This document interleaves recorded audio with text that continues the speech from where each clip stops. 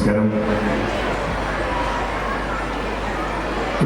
ഒരുപാട് സന്തോഷമുണ്ട് ഓക്സ്ഫോർഡിൻ്റെ ഈ വാർഷികാഘോഷ പരിപാടിയുടെ ഭാഗമായിട്ട് വരാൻ കഴിഞ്ഞത്.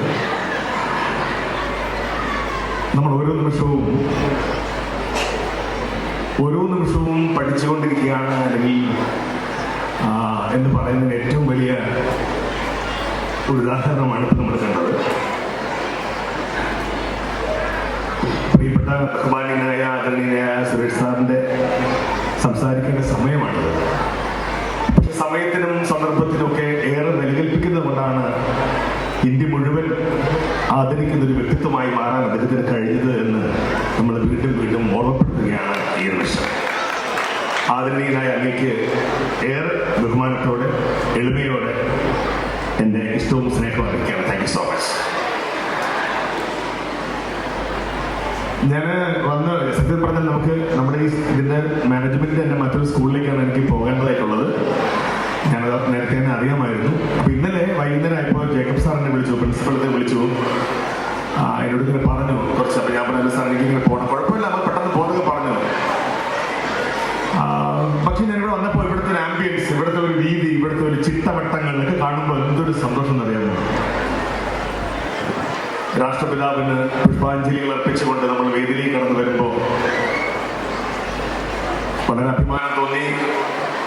കുട്ടികൾ ഇങ്ങനെ ബാറ്റുമണത്തോടെ സ്വീകരിച്ചു കൊണ്ടുവന്നു. മനോഹരമായ സ്പീച്ച് സംസാരിക്കുന്ന കുട്ടികൾ, ഏറ്റവും മനോഹരമായി ഈശ്വര പ്രാർത്ഥന. എത്ര രസം. ഞാനിങ്ങനെ ചന്ദ്രൻ സാറിനോട് പറയുകയാണ്. ചന്ദ്രൻ സാർ ഇതിൻ്റെ ബോർഡ് അംഗമാണ്, അദ്ദേഹം എൻ്റെ നാട്ടുകാരനാണ്, അദ്ദേഹത്തിൻ്റെ നാട്ടുകാരനാണ് ഞാൻ എന്ന് പറയുന്നതാണ് എനിക്കിഷ്ടം.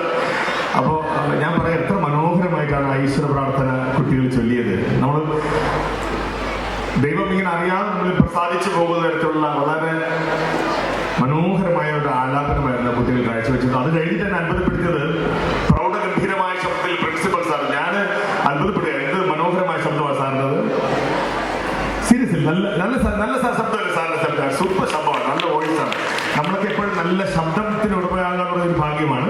അപ്പൊ അതിലിങ്ങനെ അദ്ദേഹം അഭിമാനത്തോടെ പറയുമ്പോൾ ഞാനും അത്ഭുതത്തോടെ കേട്ടിരിക്കുകയായിരുന്നു ഈ സ്കൂൾ നേടിയ നേട്ടങ്ങളെ കുറിച്ച്. നാട്ടിലും പുറത്തും ഒക്കെ ഇവിടുത്തെ കുട്ടികൾ കരസ്ഥമാക്കിയ നേട്ടങ്ങളെ കുറിച്ച് കേൾക്കുമ്പോൾ, പറയുമ്പോൾ അവർക്കുണ്ടായ അഭിമാനം, സന്തോഷം, അതിന് ഞാനും ഭാഗമാകുന്നു, അല്ലെങ്കിൽ ഞാനും അതിന് ഒരു കാരണക്കാരൻ എന്നോടൊപ്പം ചേർന്ന് അറിയുമ്പോൾ ഉണ്ടാകുന്ന ഒരു സന്തോഷവും കൂടി ഈ നിമിഷത്തിൽ അറിയിക്കുകയാണ്. ഒരിക്കൽ കൂടി എന്നെ ഇങ്ങോട്ട് ക്ഷണിച്ച ചന്ദ്രേട്ടനോടുള്ള നന്ദി, സൻസാറിനോടുള്ള നന്ദി, എല്ലാവരോടും ഈ അധ്യാപകർക്കൊക്കെ നന്ദി അറിയിക്കുകയാണ്. പിന്നെ എല്ലാവരോടും കേട്ടോ, ഒഫീഷ്യലി എല്ലാവരും വേദിയിൽ ഇരിക്കുന്ന എല്ലാവരോടും കൈയടിച്ച്